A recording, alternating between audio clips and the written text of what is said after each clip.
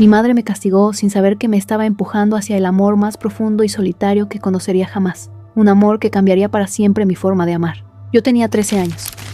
Una edad rara, como un limbo entre ser niña y empezar a ser algo que aún no entiendes. No era bonita ni fea. No era lista ni tonta. No era nada en particular. Recuerdo mirarme al espejo y pensar que, si alguien me borraba del mundo, tardarían días en notarlo. Era como un ruido de fondo, como un ventilador encendido en una habitación vacía.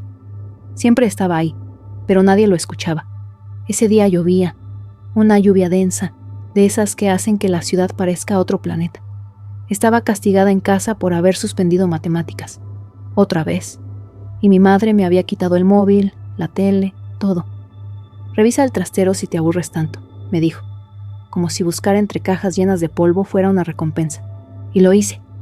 Abrí la puerta del trastero como si fuera una cápsula del tiempo. Olía a humedad y a papel viejo. Empecé a sacar cosas al azar. Cuadernos escolares de mi padre, revistas de ciencia, herramientas oxidadas, y entonces una caja azul con una pegatina medio despegada que decía grabadora. Dentro, una grabadora antigua, de esas de casete. Pesada, con botones que hacían clic de verdad, no ese toque de pantalla que no suena a nada, y una pila de cintas etiquetadas con fechas y códigos extraños. No sé por qué lo hice. Supongo que estaba aburrida, o curiosa, o buscando algo sin saber qué. Llevé la grabadora a mi cuarto, la enchufé a un alargador, metí una cinta y le di al play. Y entonces escuché su voz. Una voz grave, serena, como si hablara solo, como si no esperara que nadie lo escuchara nunca. No decía su nombre, solo empezó a contar. Hoy es martes, 15 de marzo. He vuelto a Potón a ajustar la antena. El ruido sigue estando ahí, el zumbido. Hablaba de estrellas, de señales, de teorías imposibles, de cómo creía que algunas frecuencias eran más que sonido, que tal vez llevaban mensajes. Y también hablaba de sí mismo, de su soledad, de cómo la gente lo llamaba loco, pero él seguía grabando. No recuerdo cuánto tiempo estuve escuchando. 1 hora, 2. Mi madre me llamó para cenar y ni la oí. Solo recuerdo quedarme ahí, sentada en el suelo, con la grabadora entre las piernas y el corazón latiéndome, como si algo acabara de romperse dentro de mí, o encenderse. Cuando terminó la cinta, no quise moverme. No quería que se acabara. No sabía quién era ese hombre, ni por qué había grabado todo eso, pero sentí que me había hablado directamente, que por un momento, alguien, aunque fuera una voz de hace años, me había mirado por dentro. Y aunque no lo sabía entonces, ese fue el día en que me enamoré por primera vez. No de una persona, de una voz, de una historia, de una forma de ver el mundo. No dormí bien esa noche. Y no por la emoción, o por el misterio, o por el cosquilleo extraño que me dejó en la piel esa voz, sino por algo más básico, miedo. Pero no de los típicos. No era miedo a fantasmas, ni a la oscuridad, ni a que la grabadora estuviera maldita.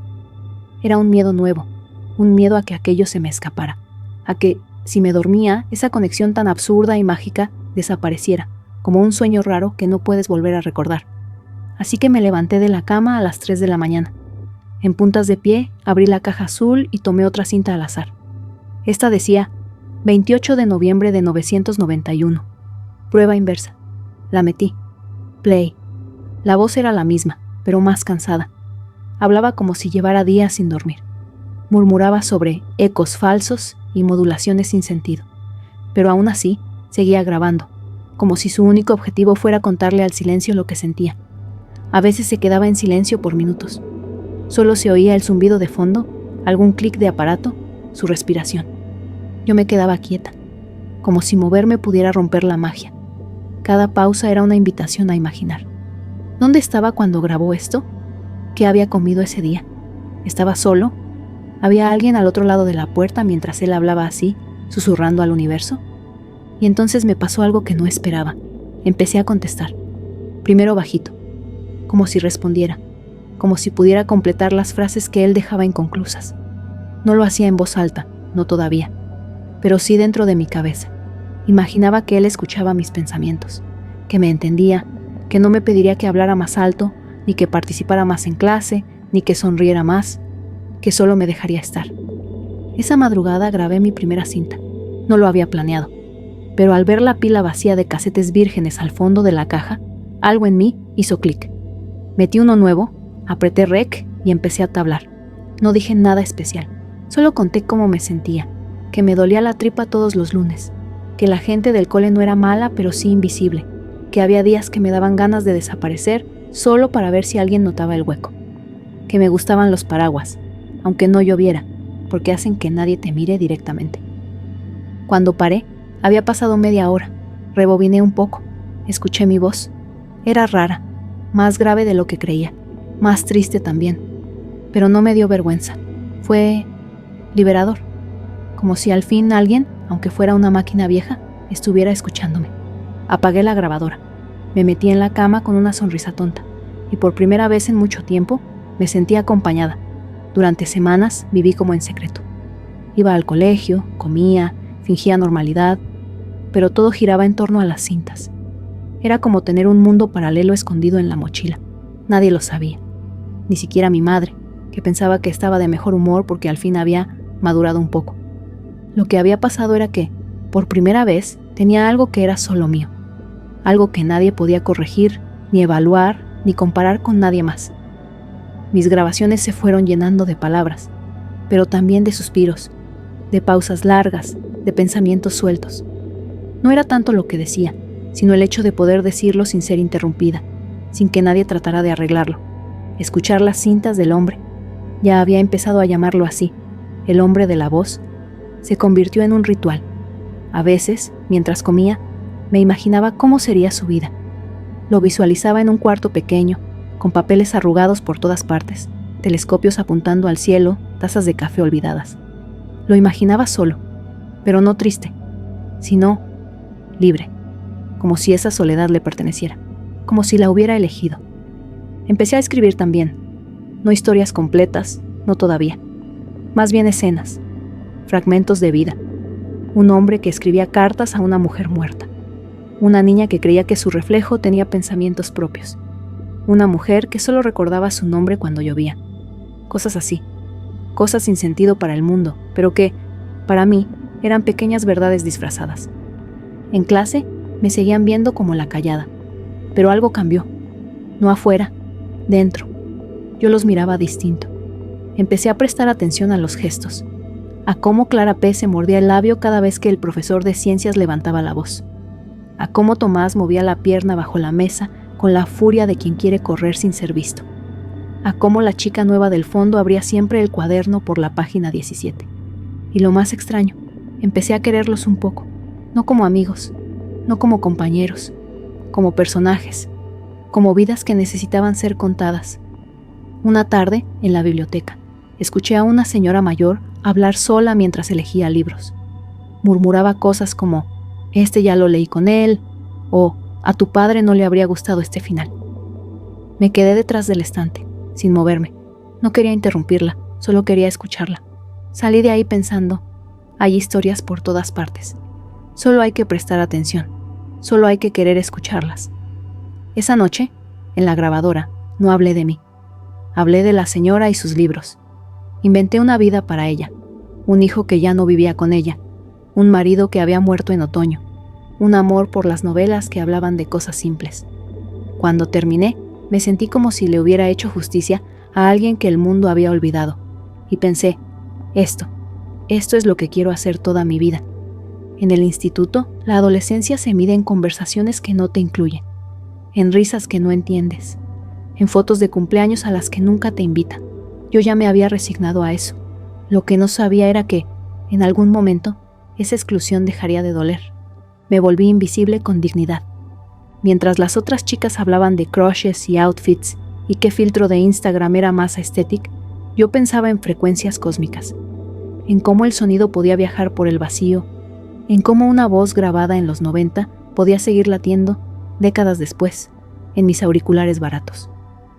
La cinta 17 fue la que más me marcó. No tenía título, solo una mancha azul en la etiqueta. La metí en la grabadora una tarde lluviosa, de esas en que no tienes ganas ni de existir, y lo primero que se escuchaba era un suspiro, largo, quejoso, como si le doliera grabar. Hoy no he conseguido escuchar nada, decía, pero igual he venido aquí, igual he conectado el equipo, no porque espere respuestas, solo porque no sabría qué hacer con el silencio. Se me atragantó el aire. porque yo sí sabía lo que era eso. Sentarme en mi cama con la grabadora encendida, incluso sin tener nada que decir, solo para no sentirme tan sola. Escuchar el clic del botón como quien enciende una vela en medio de una habitación vacía. Él hablaba de una mujer, por primera vez. No decía su nombre, pero contaba cómo, cuando ella se fue, las cosas dejaron de sonar igual, que el viento ya no tenía el mismo ritmo, que las estrellas parecían responder menos. Tal vez soy yo el que se apagó un poco, confesaba. Esa frase me partió. Pensé en mi padre, que se había ido cuando yo tenía 9, que venía los fines de semana alternos, que sonreía siempre demasiado, como quien compensa ausencias con entusiasmo de cartón. A veces me hablaba de ciencia, de señales, de planetas, como si eso bastara para explicar su huida. Por un segundo creí que la voz era la suya, pero número, no lo era. Y tal vez por eso me dolía menos escucharla, porque no me debía nada, porque no esperaba nada de mí. Esa noche grabé llorando, no palabras, solo el sonido. Llorar en silencio, pero con la grabadora encendida, como si fuera importante registrar que, esa noche, yo también me estaba apagando un poco, como si, en algún momento del futuro, alguien pudiera escucharlo y entender. En clase de literatura, la profesora pidió un ejercicio. Escriban sobre su primer amor. Todos se quejaron entre risas, que si aún no habían tenido ninguno, que si solo valía si fue correspondido. Yo no dije nada, solo escribí una frase. Mi primer amor fue una voz, y nunca me habló directamente. Mi madre encontró la grabadora un domingo. La dejé en la cocina, conectada aún, sin darme cuenta. Había salido rápido a comprar pan, y cuando regresé, la cinta giraba en bucle, haciendo ese clic mecánico que marca el final del carrete. Ella estaba sentada frente a la mesa, con las manos cruzadas, el rostro serio, y algo en el aire había cambiado. Me bastó una mirada para entender qué había escuchado. No sabía cuál de todas las cintas, pero su expresión me lo dijo todo. No había sido una grabación técnica ni una de las cintas del hombre. Había escuchado una de las mías, una de esas que solo hacía por la noche, con la luz apagada, en voz baja, donde decía cosas que no se dicen en voz alta, donde lloraba a veces sin saber por qué. Quise decir algo, pero no pude. Fue una de esas situaciones donde cualquier palabra suena falsa, incluso la verdad. Me senté en silencio, esperando algún reproche, una pregunta, una reacción cualquiera. Pero ella solo respiró hondo, se levantó sin mirarme y dejó una taza de té en la encimera. Luego se fue al cuarto, cerrando la puerta con un cuidado inusual, no con enojo, con respeto. Esa noche no me habló, y yo tampoco dije nada. Pero cuando pasé por el pasillo, vi que había dejado la caja de las cintas sobre la mesa del comedor. No revueltas, ordenadas, como si hubiera entendido que no eran basura, ni capricho adolescente, ni locura. Como si, por primera vez, alguien más le diera valor a ese mundo que yo había creado en secreto. Me pasé horas sin poder grabar. Me temblaban las manos. Saber que alguien había escuchado mi voz, esa voz rota y real que solo conocía la grabadora, me hacía sentir desnuda, expuesta. Pero también había algo más, una especie de alivio, como si, al ser descubierta, ya no tuviera que esconderme del todo. No volví a hablar de eso con ella. Pero desde entonces, cuando me encerraba en mi cuarto, dejaba una taza de té en la puerta, a veces con galletas, a veces con una servilleta doblada. Nunca llamaba, nunca preguntaba, solo dejaba algo ahí, pequeños gestos que decían más que cualquier charla. Fue la primera vez que sentí que mi mundo, ese que hasta entonces era secreto, podía coexistir con el real, que no tenía que elegir entre ser la chica callada del colegio o la voz íntima de las cintas, que podía ser las dos. Y más que todo, fue el momento en que entendí que las historias que guardaba no eran solo para mí, que quizás, en el fondo, todos tenemos algo que decir, pero solo necesitamos que alguien esté dispuesto a escuchar. Con el tiempo, me convertí en 2 personas, no de forma dramática, no como en las películas donde alguien lleva una doble vida y todo está a punto de colapsar. Era algo más sutil, una capa sobre otra, como si la versión que mostraba en el colegio fuera solo la carcasa y la verdadera viviera en mi cuarto, entre cintas, susurros y auriculares. En el instituto, seguía siendo la chica silenciosa, la que levantaba la mano solo cuando era absolutamente necesario, la que comía con los mismos 3 compañeros de siempre, sin saber si nos unía el afecto o la costumbre.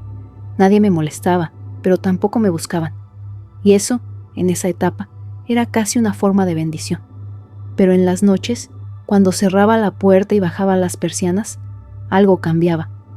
Me quitaba los zapatos, me sentaba frente a la grabadora y me transformaba. Hablaba, contaba, me inventaba historias como si fueran verdaderas. A veces lo eran, solo que disfrazadas. Decía que era una mujer de 70 años que escribía cartas a su gato muerto, que era un niño que creía que podía oír los pensamientos de las plantas, que era un astronauta que hablaba con su sombra porque el espacio le daba miedo. Y mientras hablaba, mi voz cambiaba, se volvía más firme, más segura, más mía. Un día, por impulso, creé un blog anónimo. No usé mi nombre, ni fotos, solo textos. Transcribí algunas de mis grabaciones. Otras las reescribí como cuentos breves. Lo lancé sin esperar nada, como quien lanza un mensaje en una botella, sabiendo que probablemente nunca llegue a nadie. Pero llegó. La primera semana, alguien comentó una historia. Una mujer que decía que había llorado leyendo sobre la señora de los paraguas que hablaba sola en la parada del autobús. Ese era uno de mis relatos. Era ella, claramente, la mujer de la biblioteca. La había inventado, sí, pero también la había visto. Sentí que, por primera vez, una historia nacida de mi cabeza le hablaba a otra persona, y eso me atravesó como electricidad. Empecé a escribir más seguido, no por fama, no por likes, por conexión, porque esa cosa intangible que me había despertado la voz del hombre ahora parecía crecer en mí como una raíz. Ya no era solo él quien contaba, ahora era yo, como si me hubiera pasado una antorcha. Nunca dejé de escuchar sus cintas, pero ahora lo hacía de otro modo. No como quien busca respuestas, sino como quien vuelve a casa, como quien necesita escuchar un timbre conocido entre tanto ruido ajeno. El blog empezó a tener seguidores, anónimos, igual que yo. Gente que escribía en los comentarios que se sentían menos solos, menos rotos, menos extraños. No sabían mi nombre, no sabían que era una chica de 16 años que hablaba con una grabadora cada noche, pero me escuchaban, y eso fue lo más parecido al amor que había sentido hasta entonces. Cuando llegó el momento de elegir una carrera, nadie se sorprendió de que dijera comunicación. Mi madre solo asintió, como si ya lo supiera desde hacía tiempo. Los profesores me animaron, aunque con cierta condescendencia. A nadie le parecía una elección brillante. Demasiado general, decían, demasiado vaga. Pero yo no buscaba algo brillante, solo quería seguir escuchando y contar. La universidad fue un mundo nuevo, más ruido, más gente, más presión por destacar. Me costó adaptarme. Al principio intenté encajar. Hablaba un poco más en clase, me unía a grupos de trabajo, fingía interés por los memes del momento. Pero era una actuación. Todo me parecía superficial, rápido, como si el mundo funcionara a una velocidad para la que yo no había sido programada. El primer gran desencuentro llegó en segundo año, cuando nos pidieron crear una serie de videos virales para redes. La consigna era clara: impacto, rapidez, entretenimiento. Nada de pausas, nada de profundidad, nada de silencios. Me bloqueé. Intenté hacerlo. Busqué ideas que encajaran en ese molde, pero todo me sonaba falso, muerto, como si me obligaran a hablar en un idioma que no sentía propio. Entregué un video diferente, una secuencia de planos de la ciudad en silencio, con frases breves inspiradas en las cintas del hombre. Hablaban de cómo el ruido no siempre es lo que se escucha, y de cómo las cosas importantes a veces se dicen en voz baja. Me pusieron un aprobado raspado. El comentario del profesor fue: demasiado contemplativo para este formato. Me lo decía como si fuera un defecto. Salí de esa clase y caminé sin rumbo. Crucé calles sin mirar. Me senté en una plaza y lloré, no por la nota, sino por esa sensación de traición, como si todo lo que había construido hasta ahora no tuviera valor en el mundo real, como si la voz que me había salvado ya no tuviera lugar en ningún lado. Esa noche volví a escuchar la primera cinta, la del zumbido, la de la antena, la que me cambió la vida. No lloré, no esta vez, solo escuché. Y me repetí, como un mantra, que él tampoco buscaba aprobación, que hablaba sabiendo que quizá nadie lo escucharía nunca, pero aún así hablaba, grababa, decía lo que tenía que decir. Y ahí entendí algo, que contar historias no era una carrera, ni una materia, ni un proyecto. Era una forma de vivir, una necesidad, como respirar.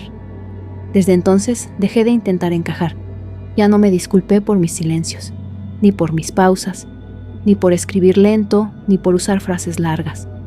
Empecé a grabar de nuevo, pero ahora con un micrófono prestado y un programa de edición simple. Grababa historias mías y también otras que recogía por ahí, en la biblioteca, en la calle, en el tren. Volví a ser la chica que escuchaba detrás del estante, pero ahora con más herramientas. No fue una decisión repentina, fue más bien como una inquietud que empezó a crecerme dentro. Un día, mientras limpiaba mis carpetas de audio, encontré una etiqueta pegada en una cinta que nunca había escuchado. Decía, antena, fallida, kilómetro 5. No tenía fecha. La metí en la grabadora esperando encontrar otra sesión de pruebas, otra de sus divagaciones técnicas. Pero lo que encontré fue diferente. Era él, pero más joven. Su voz no tenía aún el tono cansado que la caracterizaba. Sonaba ilusionado, casi alegre. Describía una excursión a una zona rural, un intento por levantar una nueva antena, algo sobre interferencias naturales y mediciones inusuales. Y luego, de fondo, como por descuido, mencionó una dirección, una ubicación precisa, con coordenadas, un pueblo costero. Nunca la había mencionado antes. Me quedé en silencio. Durante años había escuchado sus palabras, imaginado su mundo, dibujado su rostro en mi cabeza sin saber si existía o solo lo había soñado. Pero esa dirección era real, física. Podía buscarla, podía ir. Pasé días debatiéndome. Parte de mí quería dejarlo todo como estaba, conservar la magia, no correr el riesgo de descubrir que todo era menos poético de lo que imaginaba, que el hombre no era un romántico obsesionado con el universo, sino solo un técnico solitario con delirios. Pero la otra parte, la que necesitaba saber, la que siempre había vivido al margen del ruido del mundo, me empujaba. Así que fui. Tomé un tren hasta la costa. El lugar era pequeño, casi detenido en el tiempo. Calles de tierra, casas bajas, olor a sal. Pregunté con discreción, sin decir mucho. Llevaba una cinta en el bolso, por si necesitaba mostrarla. Nadie parecía recordar el nombre que yo tenía en mente. Pero en la biblioteca del pueblo encontré una ficha vieja, casi borrada, de un préstamo de libros de astronomía, firmado por un tal E. Ramírez. El apellido coincidía con una etiqueta suelta que alguna vez vi en una de las cajas. La bibliotecaria me miró con curiosidad. Dijo que tal vez era hermano de una mujer que vivía al final de la calle principal, que él ya no estaba, que se había ido hacía muchos años, que nadie sabía a dónde. Fui a buscarla. La mujer tenía unos 70. Me recibió con cortesía desconfiada, pero cuando mencioné el nombre de su hermano y la palabra grabadora, algo en ella se rompió. Me hizo pasar. Me ofreció café. No me preguntó mucho, solo me observó. Luego, sin decir nada, fue a una habitación y volvió con una caja. Cintas, decenas de cintas. Me dijo que las había guardado porque no podía tirarlas, que no sabía qué hacer con ellas, que no las entendía, pero que tal vez yo sí. Las tomé con manos temblorosas, como quien recibe un legado, como si ese hombre, al que nunca conocí, al que nunca oí decir mi nombre, me hubiera dejado las llaves de su universo. Volví a casa con la caja en el regazo, como si llevara un órgano vital en las manos. No dormí en todo el trayecto. Me pasé las horas mirando por la ventana del tren, sintiendo que algo se había reordenado dentro de mí, como si durante años hubiera estado siguiendo migas de pan sin saber que me estaban guiando a un lugar concreto, a un punto exacto donde todo se conecta. Las nuevas cintas eran distintas. Algunas estaban deterioradas, otras apenas tenían sonido, pero unas cuantas eran como portales. Las escuché una por una, con auriculares grandes, la luz baja, el cuerpo en tensión. No tomaba notas, solo escuchaba, como cuando uno se sienta al borde del mar a esperar que la marea cuente algo. Y entonces apareció esa.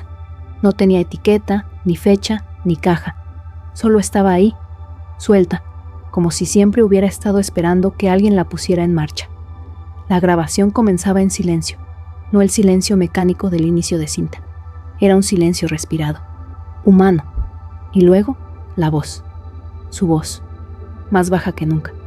Dijo que si alguien estaba escuchando eso, entonces quizás no había sido todo en vano, Esto no es una cinta técnica, decía, ni una bitácora, es un testamento o una confesión, a quien sea que esté al otro lado. Supongo que me pasé la vida grabando por miedo a morir sin dejar una señal, sin que nadie supiera que estuve aquí, que sentí, que escuché cosas que no eran solo ruido. Se me cortó la respiración. Esa cinta no era para sí mismo, era para alguien, para quien fuera, para mí.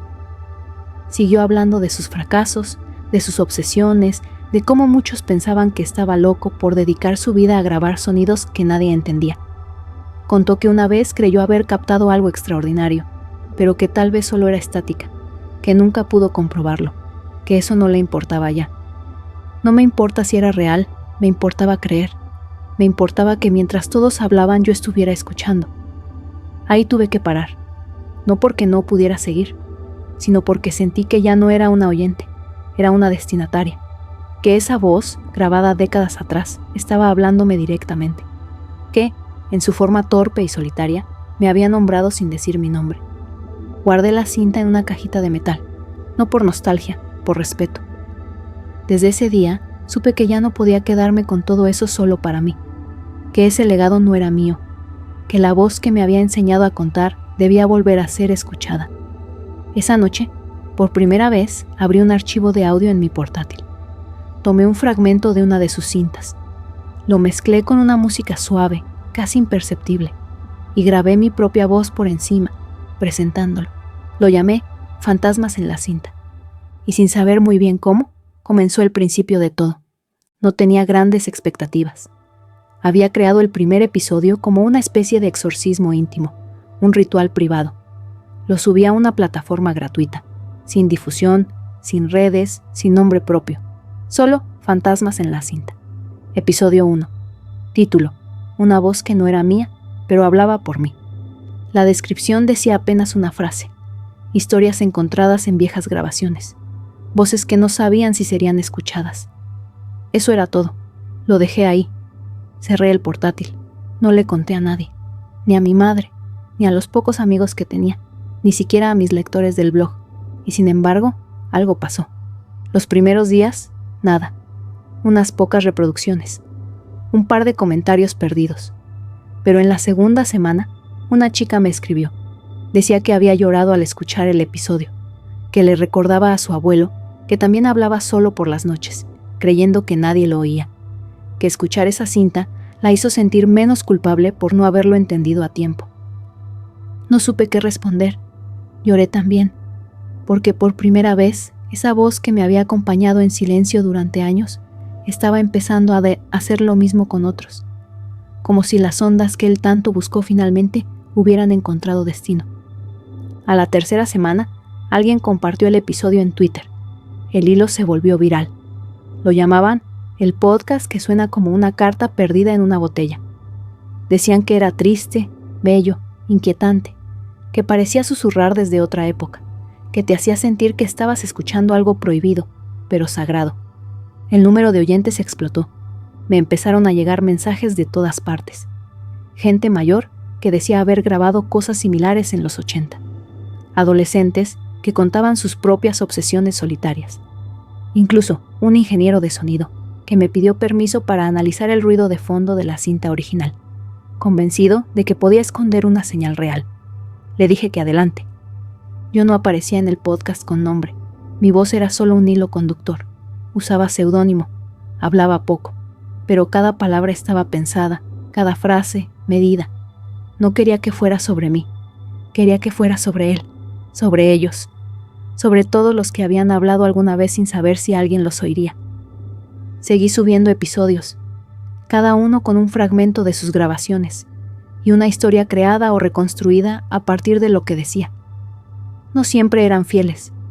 A veces mezclaba cosas, pero el espíritu era el mismo, rescatar lo invisible, darle forma a lo que no se dice. Fantasmas en la cinta se convirtió en algo más grande que yo. Me entrevistaron, me ofrecieron contratos, me invitaron a dar charlas. Rechacé muchas cosas, acepté otras, pero siempre con una condición, que la voz original siguiera ahí, que no se diluyera entre efectos ni eslogans, porque no era solo un proyecto, era una deuda, una promesa, Nunca imaginé que algo tan íntimo pudiera resonar en tanta gente. Me escribían desde hospitales, bibliotecas, prisiones. Personas que se sentían silenciadas, olvidadas, incomprendidas. Algunos me enviaban audios, grabaciones antiguas de familiares fallecidos. Otros me pedían consejo para contar sus propias historias. Pero lo que más se repetía era una frase: gracias por escucharnos sin conocernos. Yo no respondía a todos. No podía, pero los leía, uno por uno, como si cada mensaje fuera una continuación de las cintas, como si todos esos desconocidos formaran parte de una misma frecuencia antigua, una red de voces que habían estado esperando ser sintonizadas. Un día, una productora grande me contactó. Querían convertir el podcast en una serie documental. Querían cámaras, actores, recreaciones. Decían que tenía potencial visual, que podíamos llegar a Netflix. No lo dudé. Dije que no. No porque no me tentara la idea, sino porque temía perder el alma de lo que había creado. No quería que nadie recitara su voz. No quería que su misterio fuera explicado, ni que su historia fuera encerrada en una estructura de 3 actos con clímax y final. La voz tenía que seguir siendo lo que fue desde el principio, algo que se encuentra por azar, algo que te elige sin gritar.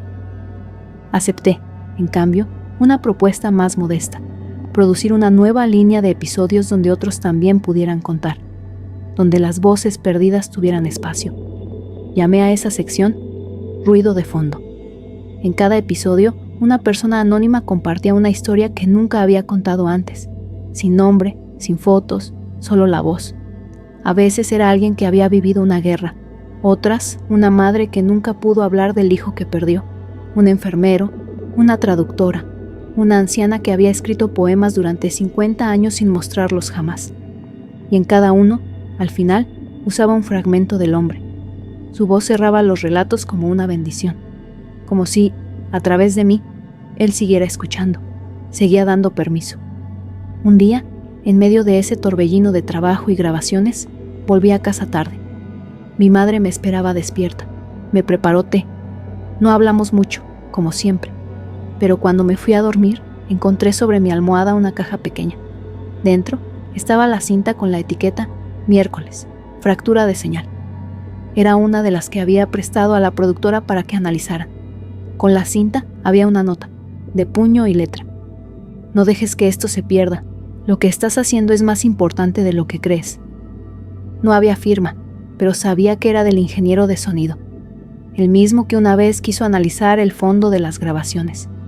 Había adjuntado una copia digital, pero me devolvía la original, como si supiera que debía volver a casa. Esa noche volví a escucharla, y lloré como hacía tiempo no lloraba, no por nostalgia, por gratitud.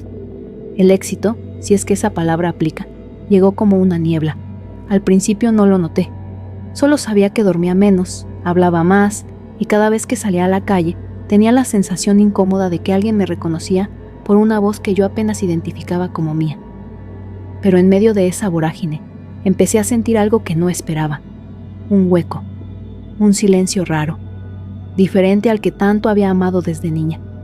Este era un silencio ansioso, denso, como el que queda cuando apagas una música que te estaba sosteniendo, y me di cuenta de que estaba sola, no profesionalmente. Tenía un equipo pequeño, gente que respetaba mi forma de trabajar.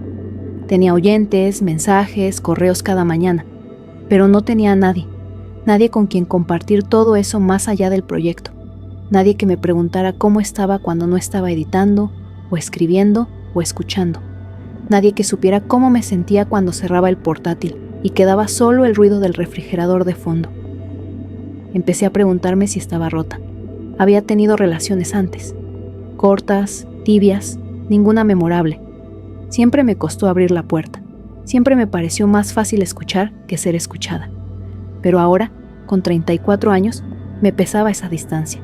Me preguntaba si acaso había sido marcada para otro tipo de amor, uno sin cuerpo, uno sin rostro. Recordé a una chica que me había escrito hace años, contándome que sentía que se había enamorado de un libro, que ningún hombre le había hecho sentir lo que sentía cuando leía ese pasaje específico de un autor desconocido. Entonces me pareció poético. Ahora lo entendía como un espejo, porque lo mío fue eso. Mi primer amor fue una voz, y no cualquiera, una voz sin cuerpo, sin intención, una voz que no sabía que existía yo, y a veces pienso que eso me moldeó de una forma que ya no sé deshacer. Intenté salir con alguien. Lo conocí en una entrevista, alguien amable, sensible, con gustos parecidos, me hizo reír, me invitó a cenar, me escuchó hablar de las cintas, me dijo que admiraba mi sensibilidad, pero no pude sentir nada, o mejor dicho, no pude sentir lo mismo, no como con la grabadora, no como con la voz que me hablaba sin pedirme nada. Una noche, mientras él dormía a mi lado, me levanté y fui a la sala. Puse una cinta, no una de las importantes, una cualquiera, un día cualquiera.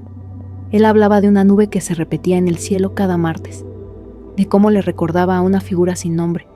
Lo escuché con los ojos cerrados, y ahí estaba otra vez, esa sensación de estar completamente sola, pero acompañada por dentro. Y entendí que no era tristeza lo que sentía, era algo más complejo, una mezcla de plenitud y carencia, de tenerlo todo, y sin embargo, no tener a nadie. Empecé a preguntarme si estaba fabricada para estar sola, no en el sentido triste, más bien diseñada para la intimidad sin contacto, para la conexión sin reciprocidad, como una radio que solo sintoniza una frecuencia, una específica, una que, tal vez, ya no existe. Volví a las cintas con una necesidad diferente. Ya no buscaba inspiración, ni consuelo. Buscaba señales, pruebas de que él también había sentido esto, que había amado de forma incompleta, que había necesitado, desesperadamente, escuchar más de lo que necesitaba ser oído. Y sí, estaba ahí, siempre había estado, en una cinta rota, literalmente. Una parte se escuchaba con interferencias, como si hubiera sido grabada durante una tormenta. Él hablaba de una mujer que conoció y que lo escuchaba grabar en silencio. Nunca cruzaron muchas palabras, pero una vez, mientras él revisaba los cables, ella dijo que su voz sonaba como si ya no estuviera buscando respuestas, sino compañía. Esa frase me partió, decía él, porque era verdad. Dejé de buscar hace años. Solo necesitaba seguir hablando, por si alguien en algún lugar me estaba escuchando sin decírmelo. Esa frase me desmoronó, porque yo era esa persona, había sido esa persona toda mi vida, y entonces entendí por qué nunca logré enamorarme de nadie más. Porque mi primer amor no fue un comienzo, fue un molde, un marco invisible donde me di todo lo que vino después. Nada se sintió tan puro, tan libre de expectativas, tan profundamente íntimo, porque nadie más me había amado sin pedirme que lo amara de vuelta. Empecé a escribir sobre eso, no como episodio, no como historia, sino como confesión, una especie de carta imposible. A ti, que no supiste que te amé. Llené páginas con recuerdos que no me pertenecían, con frases que él dijo sin saber que yo las haría mías, con silencios que me abrazaron cuando nadie más lo hacía. No la publiqué, ni la grabé, solo la guardé en una carpeta que llamé Inéditos. No por vergüenza, por pudor, como se guardan las cosas sagradas. Y entonces, una noche cualquiera, abrí el blog que había creado de adolescente, aquel donde todo comenzó. Seguía ahí, con sus lectores esporádicos, sus historias viejas, y en un impulso extraño, subí un texto, uno nuevo. Lo titulé La voz que me enseñó a quedarme. No puse firma, no mencioné el podcast, solo dejé la historia ahí, la historia de una niña que encontró una cinta, y de cómo esa cinta le enseñó a existir sin hacer ruido. Me fui a dormir sintiéndome liviana, como si, por primera vez, hubiera dicho algo que solo yo podía decir. Y aunque nadie más lo supiera, yo entendí que esa también era una forma de amor. Una sin aplausos, una que no pide presencia, solo escucha. Los meses siguientes fueron tranquilos. Demasiado, quizás. El podcast seguía vivo, pero yo ya no grababa con la misma urgencia. Las historias llegaban, sí, pero había algo en mí que había cambiado, como si la necesidad que me empujaba desde los 13 años hubiera encontrado, finalmente, una forma de descanso. No era tristeza, era quietud. Dejé de revisar compulsivamente los mensajes. Respondía solo cuando podía. Me permití desaparecer unos días, luego semanas. Me mudé a un piso más pequeño, con menos ruido. Cambié la ciudad por un pueblo cerca del mar. No fue una huida, fue un regreso. A mí, a lo esencial. Llevé las cintas conmigo, por supuesto, todas. las originales, las digitalizadas, las que nunca publiqué. Las guardé en una estantería que da al este, donde entra la luz de la mañana. A veces, mientras tomaba café, las acariciaba con la mirada, como quien visita a un viejo amigo que ya no necesita palabras.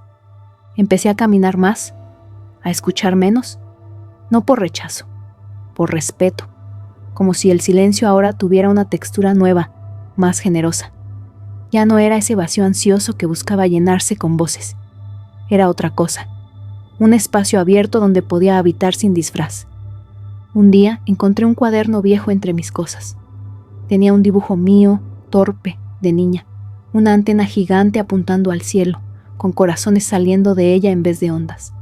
Me reí sola, lo miré largo rato, y pensé que, de algún modo, esa imagen infantil había sido mi profecía. Había pasado media vida construyendo una antena invisible, esperando captar algo, y lo había hecho. No una señal, no un mensaje interestelar, sino algo mucho más humano, una voz perdida, una vida, un hombre solitario que grabó su existencia por miedo al olvido, y yo lo escuché, y ahora, gracias a eso, otros escuchaban también. No sabía si alguna vez lo sabría, si alguna vez, en algún rincón del universo, él sabría que su voz había cumplido su misión, que no se perdió, que no se disolvió en el polvo de los años, que alguien, una adolescente invisible, lo había oído, lo había amado, lo había convertido en puente. No lo sabía, pero tampoco lo necesitaba, porque había aprendido que hay amores que no necesitan respuesta, que hay vínculos que no piden cuerpo, que algunas historias existen solo para ser contadas, no vividas. Esa tarde, por primera vez en meses, volví a grabar algo. No era un episodio, ni un relato.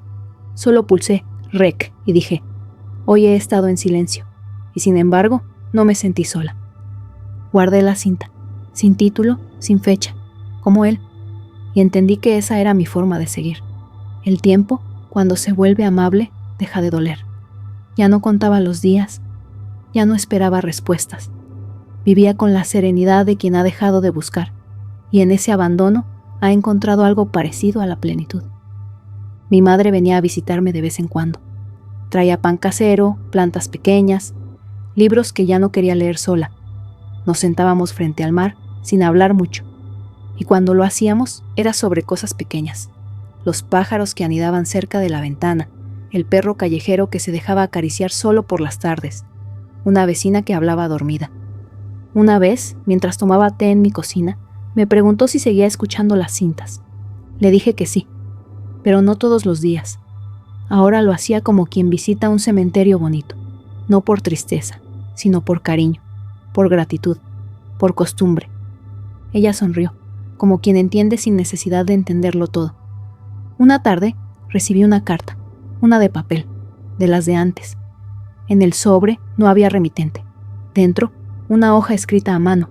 La letra era firme, adulta. Decía que había escuchado todos los episodios, que había reconocido la voz del hombre, que, aunque no lo conoció personalmente, sabía de quién se trataba, que había trabajado con él un tiempo en un proyecto de radioaficionados, que todos lo consideraban excéntrico, pero que una vez, en una reunión, dijo una frase que le quedó grabada. Lo único que quiero es que, cuando ya no esté, alguien encuentre mis palabras y piense que fui real. Terminé de leerla con un nudo en la garganta. La firmaba con iniciales. No daba más datos, pero en el sobre venía una dirección postal, sin ciudad, solo un número y una calle. Me quedé mucho rato mirando esa dirección, sintiendo que otra capa de la historia se había abierto, pero no sentí urgencia, no sentí que debía ir, ni buscar, ni preguntar más. Sentí que esa carta era una forma de respuesta, tardía, indirecta, pero suficiente. Guardé el papel en la misma caja donde estaban las cintas. Lo doblé con cuidado. Lo acomodé entre dos grabaciones especiales. Cerré la caja como quien cierra un capítulo sin dolor. Y al hacerlo, entendí que lo había conseguido. Que había vivido una historia de amor sin nombres, sin rostros, sin cuerpos. Una historia construida con pausas, con estática, con voces que no buscaban ser famosas, solo escuchadas. Una historia que no pedía promesas ni regresos. Solo atención. Ese día no grabé nada, no escribí nada, solo caminé. Y en cada paso me acompañaba una frase que ya no me soltaba. Fuiste real, aunque nadie más lo supiera. fuiste real para mí.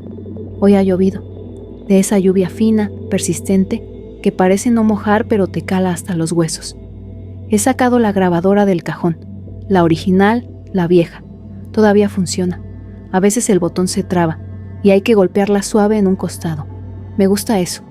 Me gusta que no sea perfecta, que haya que tocarla con cuidado, como todo lo que importa. He puesto una cinta cualquiera, una de las mías, grabada hace años.